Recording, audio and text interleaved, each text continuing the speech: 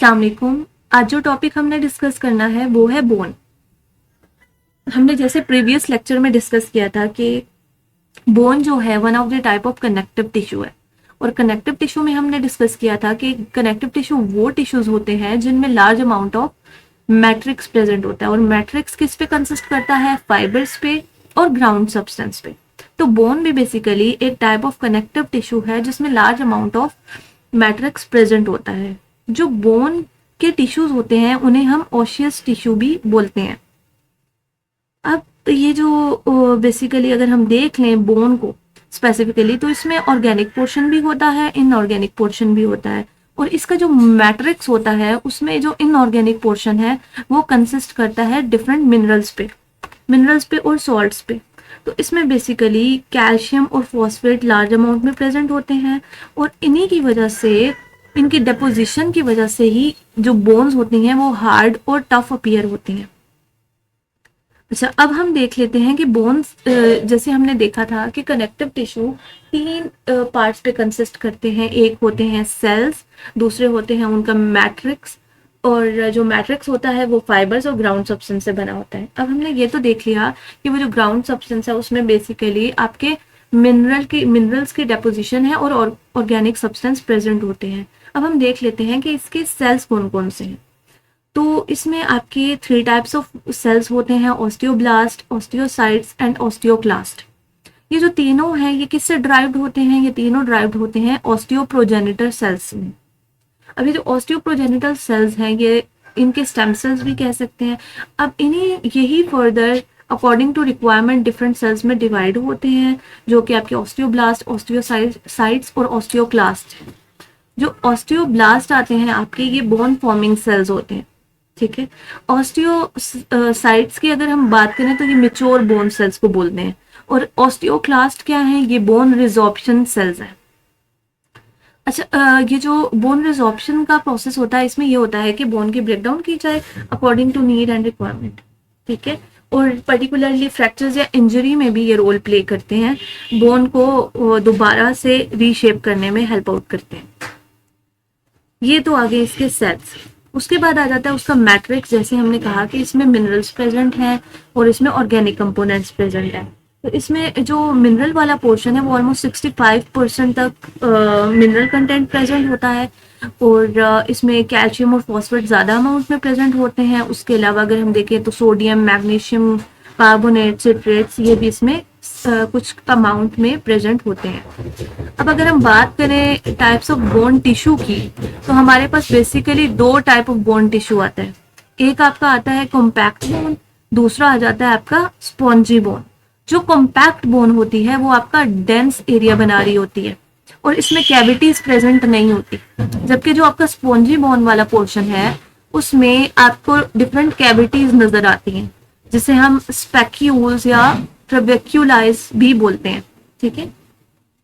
तो अब ये जो आपके स्पेक्यूल्स हैं और ये जो ट्रेबेक्युलाइज हैं, इनका हम फर्दर आगे डिस्कस करेंगे। अभी जो है हम टाइप्स ऑफ बोन्स को देख लेते हैं कि हमारे पास बेसिकली लॉन्ग बोन्स भी होती हैं, शॉर्ट बोन्स भी होती हैं। जो लॉन्ग बोन होती है उसमें प्रॉपर आपकी 2 जो होते हैं एपिफाइसिस होते हैं, एक दरमियान में शेफ्ट होती है जिसे हम डाइफाइसिस बोलते हैं। ये जो एपिफाइसिस वाला रीजन होता है इसका जो मेन पोर्शन होता है वो आपका होता है स्पॉन्जी बोन, जिसे कवर किया होता है एक thin layer of compact bone ने। जबकि जो डाइफाइसिस वाला एरिया होता है, जो शेफ्ट वाला मिड वाला रीजन है, उधर आपका स्मॉल अमाउंट ऑफ प्रेजेंट होती है स्पॉन्जी बोन, और जो मेजर पोर्शन होता है वो आपकी कॉम्पैक्ट बोन बना रही होती है। जैसे इसमें आपकी एग्जांपल आ जाती है फीमर की, टिबिया की, फिब्यूला की, ठीक है, जो आपकी लार्जर बोन्स है। अगर हम शॉर्ट बोन की बात करें तो इनमें आपका जो कोर होता है वो स्पॉन्जी बोन से बना होता है और उसे कवर किया होता है कॉम्पैक्ट बोन में। इसमें जो होता है एपिफाइसिस वाला रीजन नहीं होता, ठीक है। ये बस शॉर्ट सी बोन्स होती हैं, जैसे आपकी कार्पल्स की आ गई, रिस्ट में जो प्रेजेंट होती हैं। उसके अलावा आपकी स्कल्स की, वर्टिब्रास की, आपकी स्टर्नम रिब्स आ जाती हैं। उसके बाद आपकी फ्लैट बोन्स आ जाती हैं, सीसमॉइड बोन्स आ जाती हैं और आपका पेटेला या नी कैप आ जाता है। ये सारी जो बोन्स हैं ये कौन सी हैं? ये आपकी शॉर्ट बोन्स में आती हैं। अब हम microscopic structure of bone tissue देख लेते हैं जिसमें आपको स्पेक्यूल्स या जो ट्रेबिक्यूलाइज या ट्रेबेक्यूलाइज थे वो क्लियरली शोन अप हो जाएंगे। तो देखिए ये सबसे पहले आपका जो बोन है वो इस तरह बना होता है कि साइडों पे आपका कॉम्पैक्ट बोन आ जाता है और मिड वाला जो रीजन है वो आपका कौन सा आ जाता है, मिड वाला रीजन आपका आता है स्पॉन्जी बोन का, जिसे हम कैंसिलियस बोन भी बोलते हैं। अब ये जो कैंसिलियस बोन है ये फर्दर जो है उसमें ना ये आपको होल्स नजर आ रहे हैं, इसमें स्पेक्यूल्स नजर आ रहे हैं, स्पेसेस नजर आ रही हैं।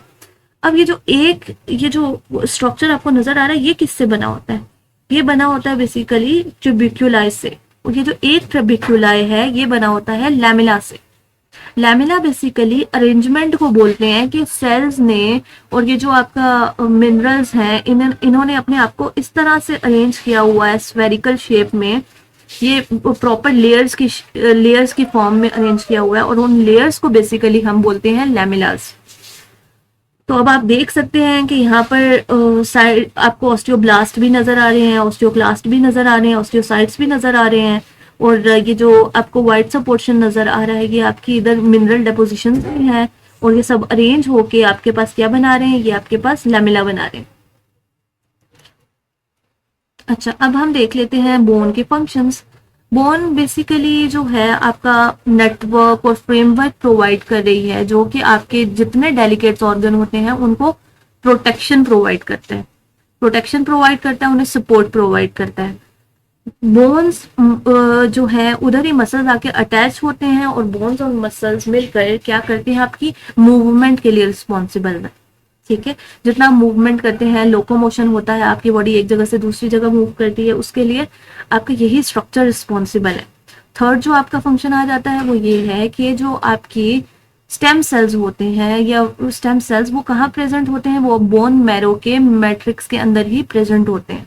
ठीक है, और ये जो बिल्कुल मिड में जो बोन मैरो आपका इसमें प्रेजेंट होता है उसमें स्टेम सेल्स होते हैं और वही स्टेम सेल्स आपके different types of blood cells में क्या करते हैं, डिवाइड होते हैं, जिसमें आपके WBCs, RBCs, प्लेटलेट्स आ जाते हैं।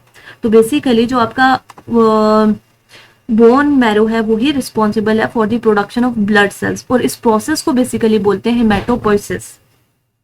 अच्छा, उसके अलावा ये हमने देखा कि इसके अंदर डिफरेंट मिनरल्स प्रेजेंट हैं और जो इसको स्ट्रेंथनिंग प्रोवाइड कर रहे हैं और वही मिनरल बेसिकली रिजर्वायर के तौर पे भी यूज होता है। ठीक है, और जब रिक्वायरमेंट होती है तो रिजॉर्प्शन करके वो मिनरल अगर ब्लड में रिक्वायर्ड है तो ब्लड में भी ट्रांसफर किया जाता है। तो ये सब था आपका बोन से रिलेटेड। नेक्स्ट लेक्चर में हम डिस्कस करेंगे जॉइंट्स को।